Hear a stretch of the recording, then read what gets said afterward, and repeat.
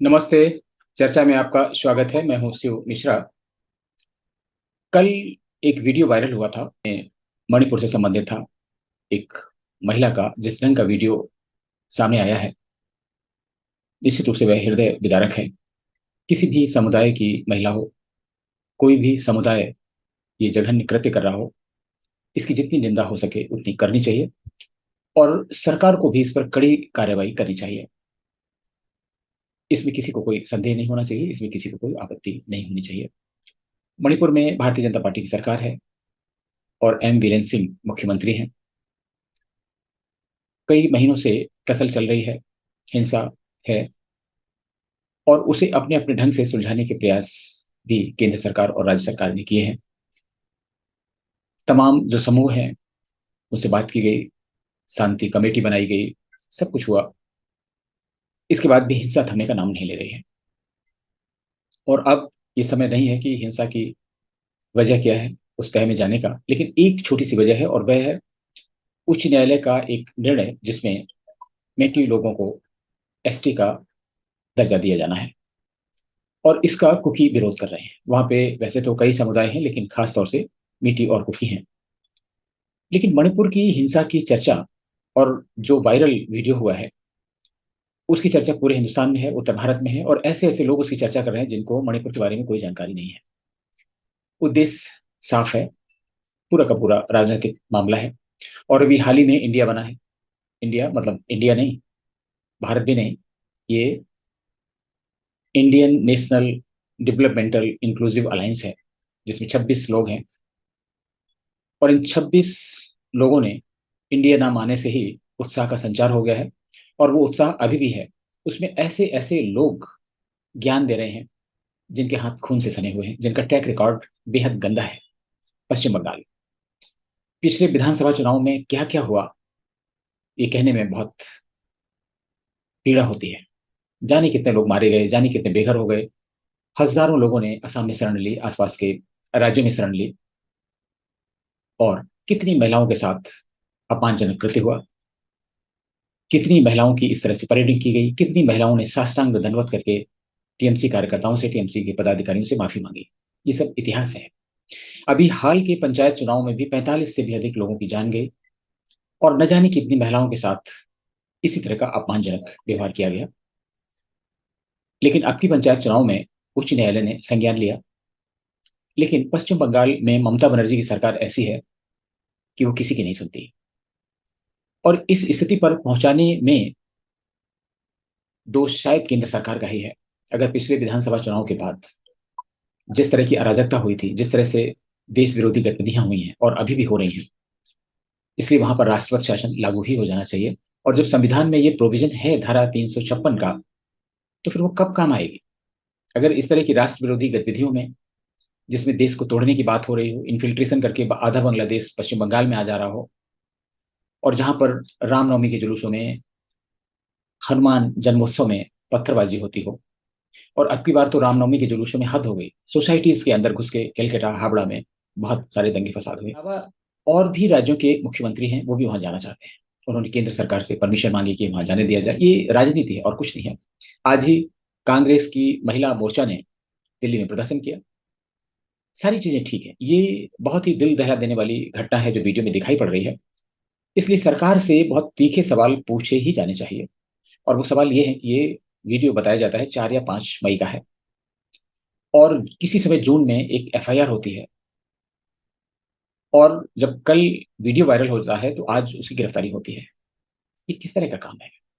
इतना संवेदनशील राज्य है जहां पे बर्मा से इन्फिल्ट्रेट करके आ रहे हैं लोग, अवैध घुसपैठिए, और वो भी इस हिंसा में भाग ले रहे हैं। सेनाएं वहां पर जमी हुई हैं, सुरक्षा एजेंसियां हैं, और खुफिया एजेंसियां भी हैं। तो फिर क्या हो रहा है? इस तरह की घटनाएं जो वीडियो में दिखाई पड़ रहा है उसमें बहुत सारे लोग हैं। इतना बड़ा कांड हो जा रहा है, और सरकार को, खुफिया एजेंसियों को, सेना को क्यों नहीं मालूम? सेना के हाथ बंधे हो सकते हैं, वहां पर कई कानून हैं, और अभी हाल में एक शांति समझौता भी हुआ है।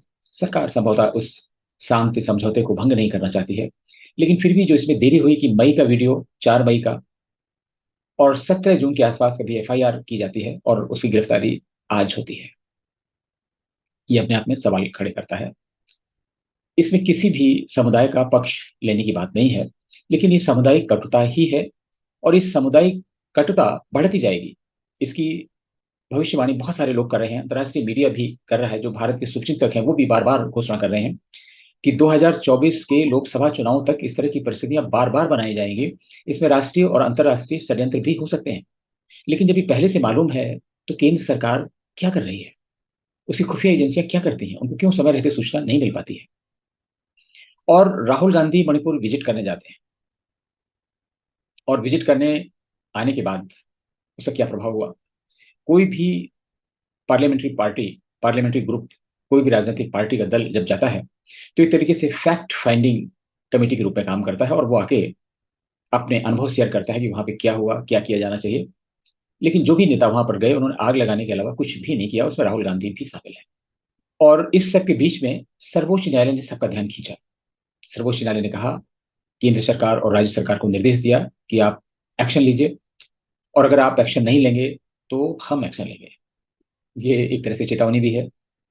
लेकिन एक खुशी की बात भी है कि चलिए, सर्वोच्च न्यायालय जागा, तो सर्वोच्च न्यायालय ने अपने आप स्वतः संज्ञान लिया इस घटना का, और सरकार को आदेश दिया। पश्चिम बंगाल के विधानसभा चुनाव हो गए, जाने कितने लोग मारे गए, जाने कितने बेघर हो गए। सर्वोच्च न्यायालय में भी किसी भी न्यायाधीश की अंतरात्मा नहीं जागी।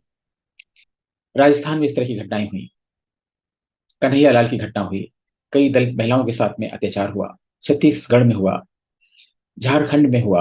वैसे तो इस तरह की घटनाएं मध्य प्रदेश में भी हुई, हर जगह होती रहती हैं। लेकिन महाराष्ट्र में पालघर में साधुओं की हत्या हुई, नृशंस हत्या हुई। कई ऐसी जगह हैं, लेकिन सर्वोच्च न्यायालय ने कभी स्वतः संज्ञान नहीं लिया। पश्चिम बंगाल तो ऐसा उदाहरण है जहां पे नरसंहार हुआ और स्वतः संज्ञान नहीं लिया।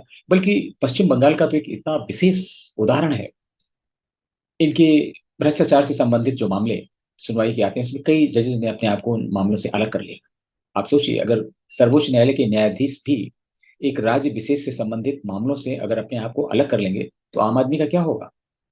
सर्वोच्च न्यायालय आजकल ऐसे निर्णय ले रहा है, और लोगों को संदेह होता है। 2024 के चुनाव का एजेंडा विपक्ष नहीं, सरकार नहीं, सर्वोच्च न्यायालय तय करेगा।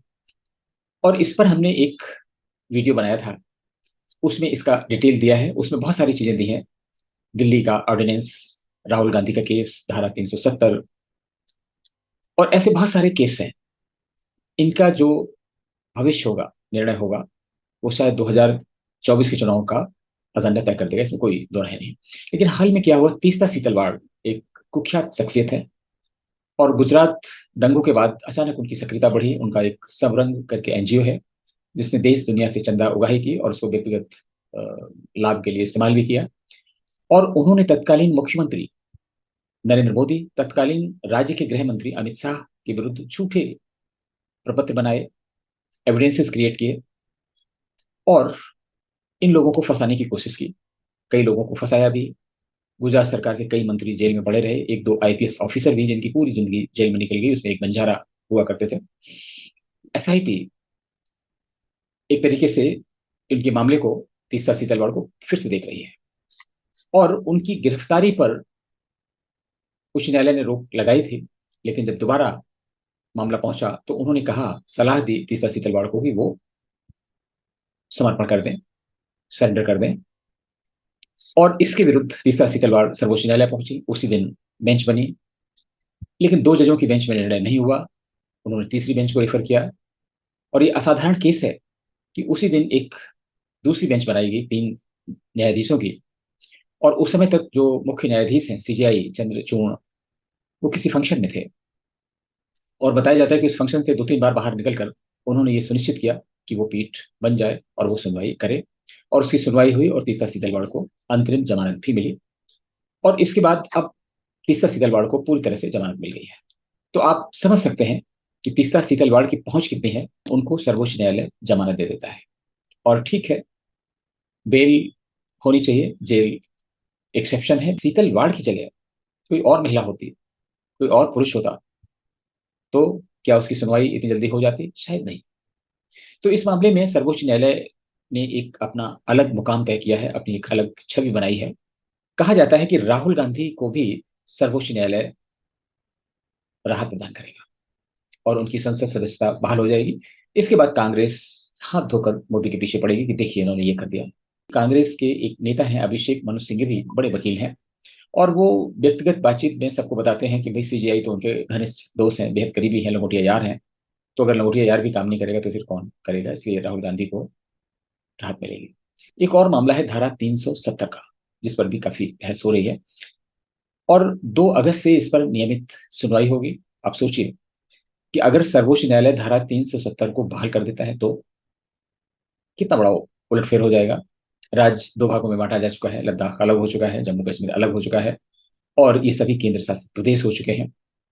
और जो सांसद और विधायकों का है वो पुनर्सीमांकन हो चुका है। बहुत सारी चीजें हो चुकी हैं। उल्टी गंगा कैसे बहाई जाएगी। लेकिन अगर ऐसा हो गया तो निश्चित रूप से मोदी को बहुत बड़ा सेटबैक होगा। इस मानसून सत्र में बताया जाता है कि मोदी यूसीसी यानी यूनिफॉर्म सिविल कोड विधेयक भी लाने वाले थे, लेकिन सर्वोच्च न्यायालय को रुख को देखते हुए शायद उन्होंने अपने कदम पीछे खींच लिए। और यूसीसी का बहुत विरोध भी हो रहा था। मुस्लिम पर्सनल लॉ बोर्ड से लेकर हर आम खास उसके पीछे पड़ा हुआ था। और सबसे बड़ी बात है कि सभी राजनीतिक पार्टियां भी उसके पीछे पड़ी हुई थी, उसमें कांग्रेस भी शामिल है। और मोदी चाहते थे कि 2024 के चुनाव में जाने के पहले वो इस पर काम करें, लेकिन वो नहीं हो पाएगा। तो सर्वोच्च न्यायालय ने आज भी जो कहा कि आप एक्शन लीजिए वरना हम एक्शन लेंगे, ये एक तरीके से चुनौती है। और इस तरह की बातें करके सर्वोच्च न्यायालय अपनी गरिमा खो रहा है। लोगों में बहुत एजिटेशन हो रहा है। और किसी भी लोकतांत्रिक देश में जब पानी सिर के ऊपर हो जाता है तो फिर आंदोलन शुरू हो जाते हैं, वो न्यायपालिका ही क्यों ना हो। आज जो सर्वोच्च न्यायालय या उच्च न्यायालय जो भारत में है, उनकी बात मानी जाती है। वो अपने आप में ये प्रमाणित करता है कि भारत में लोकतंत्र को लोग कितना गंभीरता से लेते हैं। अन्यथा इन न्यायाधीशों में बहुत सारे ऐसे लोग हैं जिनमें बहुत सारी चीजें हैं जो हम लोग डिस्कस नहीं कर सकते हैं। और अगर वैसे कार्य कोई आम आदमी करे तो शायद वो जेल में चला जाएगा। 5 करोड़ के लगभग केस पेंडिंग है। लेकिन क्या सर्वोच्च न्यायालय की ये जिम्मेदारी नहीं है इनके लिए कोई रणनीति बनाई जाए, कैसे इन मामलों का निपटारा हो। मानसून सत्र के एक दिन पहले ही वीडियो आता है, अब तक क्यों नहीं आया। उसका लोगों ने, जब मैंने किसी से पूछा तो उन्होंने एक्सप्लेनेशन दिया कि वहां तो इंटरनेट नहीं थे, कैसे आता। अरे भाई इंटरनेट भी बहुत दिन पहले आ गई है। इंटरनेट कल नहीं बहाल हुई है, बहुत दिन पहले बहाल हो गई है। तो उसे भेजा जा सकता था। लेकिन मानसून सत्र के ठीक एक दिन पहले आना ये इंगित करता है कि वो पार्लियामेंट में भी इसको ले जाना चाहते थे। शोरगुल हुआ जो होना था। लेकिन सबसे बड़ी बात है कि प्रधानमंत्री ने आज वक्तव्य दिया, और ये तारीफ की जानी चाहिए कि उन्होंने राजस्थान का, छत्तीसगढ़ का और दूसरे राज्यों का भी नाम लिया और सभी से कहा कि वो अपने अपने राज्यों की कानून और व्यवस्था की स्थिति सुधारें। लेकिन मोदी ने या इसके पहले तो ऐसा नहीं कहा मणिपुर के लिए। लोग ऐसा कहते हैं, और बिल्कुल सही बात है, मोदी जी को बोलना चाहिए था। लेकिन मोदी ने तो पश्चिम बंगाल के हताहतों के लिए भी कुछ नहीं किया, कभी कोई ट्वीट भी नहीं किया। तो अगर सिर्फ यही क्राइटेरिया है कि नहीं मणिपुर में बोलना चाहिए था, पश्चिम बंगाल में नहीं बोलना चाहिए था, ये तो कोई बात नहीं है। जो भी हो, प्रधानमंत्री ने वक्तव्य दिया, उसका लोग कहेंगे नहीं नहीं वो तो सर्वोच्च न्यायालय के दबाव में ऐसा किया। न्यायपालिका की अपनी सीमा है। जनता द्वारा चुनी गई सरकार के पास असीमित अधिकार हैं। और जब कभी भी अधिकारों की बीच की जो लक्ष्मण रेखा है टूट जाएगी तो हमें लगता है सर्वोच्च न्यायालय का नुकसान ज्यादा होगा। और अभी तक वही होता रहा है। आज तक कभी भी सर्वोच्च न्यायालय इतना आक्रामक नहीं रहा। और लोग इसकी तारीफ करते हैं कि नहीं आजकल तो इतना निष्पक्ष है। और सीजीआई चंद्रचूड़ की तो लोग बिल्कुल दीवाने हो रहे हैं कि इतना निष्पक्ष, इतना ईमानदार सीजीआई कभी नहीं रहा। और जो प्रशांत भूषण जैसे लोग हैं वो भी खुश हैं। उनका कॉमन कॉज का एनजीओ है एक, पीआईएल लेकर जाता है कि जो एजेंसियां हैं उनके प्रमुखों के कार्यकाल कैसे बढ़ाए जा रहे हैं। उन्होंने ईडी के जो डायरेक्टर हैं उनकी छुट्टी करवा दी है, इसमें खुश हैं। तो इस तरह के जितने भी एनजीओ हैं कॉमन काज और ये, वो बहुत सक्रिय हैं। और इसीलिए जितने भी एक्टिविस्ट हैं उनके काम होते जा रहे हैं। और चुनाव के पहले, चाहे वो जॉर्ज सोरोस के संगठन हो, चाहे वो कम्युनिस्ट पार्टी समर्थित लिबरल्स के एनजीओ हों, और बहुत सारे ऐसे एनजीओ हैं जो वामपंथ इस्लामिक गठजोड़ से समर्थित हैं, उनको अंतर्राष्ट्रीय फंडिंग भी होती है, वो भी सक्रिय हैं। और इसलिए लोकसभा चुनावों तक कुछ न कुछ घटनाक्रम जरूर होता रहेगा। ऐसे में केंद्र सरकार को बहुत सतर्कता बरतनी चाहिए, सारे राज्यों को सतर्कता बरतनी चाहिए, खासतौर से ऐसे राज्य जहां भारतीय जनता पार्टी की सरकारें हैं, क्योंकि जो भी ड्रामा प्रायोजित होगा, जो भी कुछ ऐसा होगा, वो उन्हीं राज्यों में होगा। और ऐसे में केंद्र सरकार को चाहिए कि सुरक्षा एजेंसियां, खुफिया एजेंसियां, पुलिस बल जो भी हैं, उनको बहुत ही अलर्ट मोड में रखें ताकि किसी भी घटना को अवॉइड किया जा सके। लेकिन बहुत सारी ऐसी घटनाएं होती हैं जिनको मीडिया भी नहीं उठाता है और लोग भी ध्यान नहीं देते हैं। कल और परसों 2 दिन अमरनाथ यात्रियों पर वहां के जो घोड़े वाले हैं, उसमें अधिकांश मुस्लिम है, ये कहने की बात नहीं, उन्होंने पथराव किया और जम्मू पुलिस खड़ी देखती रही। लेकिन उनकी हिम्मत देखी कि उन तीर्थ यात्रियों पर, जिनके पैसे से उनकी आमदनी होती है और उनसे उनका घर घर चलता है, वो उन पर पत्थर फेंक रहे हैं। कुछ दिनों पहले ऐसे ही हालात केदारनाथ यात्रा पर गए यात्रियों के साथ भी हुआ था, जिसमें जो खच्चर हैं, पिट्ठू हैं, उन लोगों ने हमला किया था।